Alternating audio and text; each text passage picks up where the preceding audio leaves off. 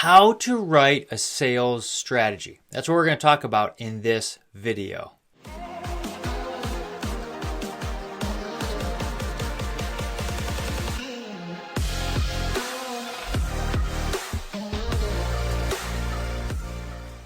So that topic often comes up. How do you write a sales strategy? Well, the strategy is basically how we're going to go to market, how we're going to take market share, how we're going to improve. That is something that takes planning. So we need to make sure that we're sitting down and understanding our market. So we need to study our market before we sit there and throw out strategies. If we don't, we're not going to hit the mark. So we need to understand what's going on in the market so that way we know how to maneuver and how to succeed. So in our sales strategy, the first thing we need to know is what's going on. What's our market look like?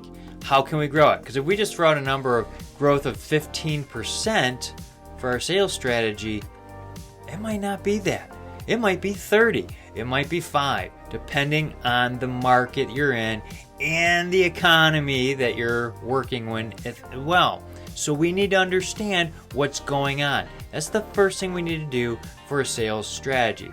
The second thing we need to know from our sales team, where do they need help? That's right, each individual should have their KRAs, key results areas, so they know what's going on and how well they're doing. Because it might be that they're great at supporting current customers, but finding new ones, prospecting, that might be the issue.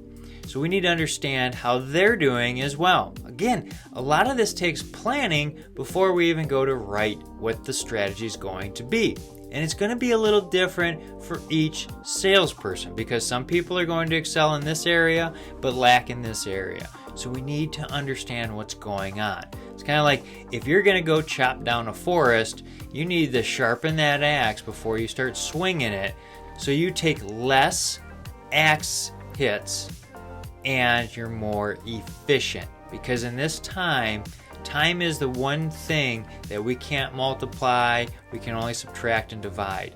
We need to be more efficient. So we need to understand where our team's lacking and how we can improve them. Then we can finally get into our sales strategy. Where do we want to focus in on? What should the growth look like? Should it be 15? Should it be 30? Should it be 10? What should it be?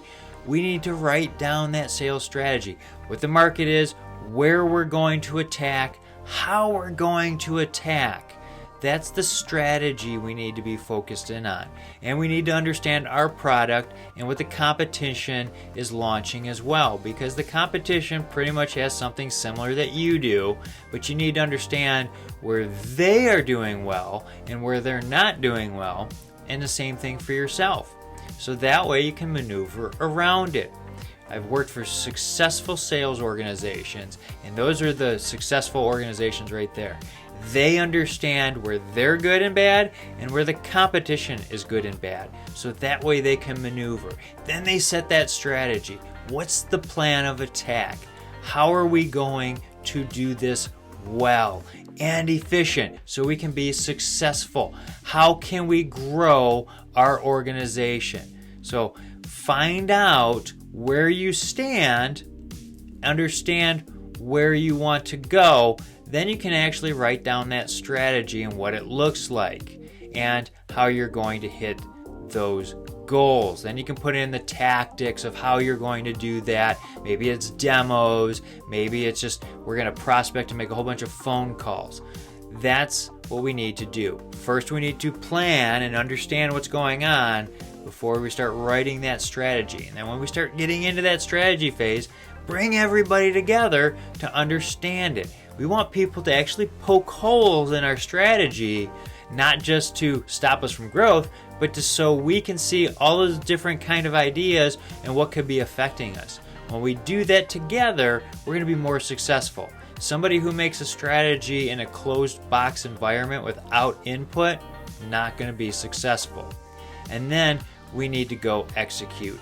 And we have to put timetables on our goals. They need to be strategic and they need to be actionable. They need to have timetables. So that way we know if we're hitting that bullseye or we're off the mark. So we can recalibrate during the year. We got to have recalibration too to understand how we're doing and what obstacles we're seeing, because new things are going to pop up that's going to change the strategy. Now, if you have any questions about this, feel free to reach out. Be glad to help. My contact information is below. If this video is helpful, hit like, share, subscribe, send it to somebody you think it might benefit.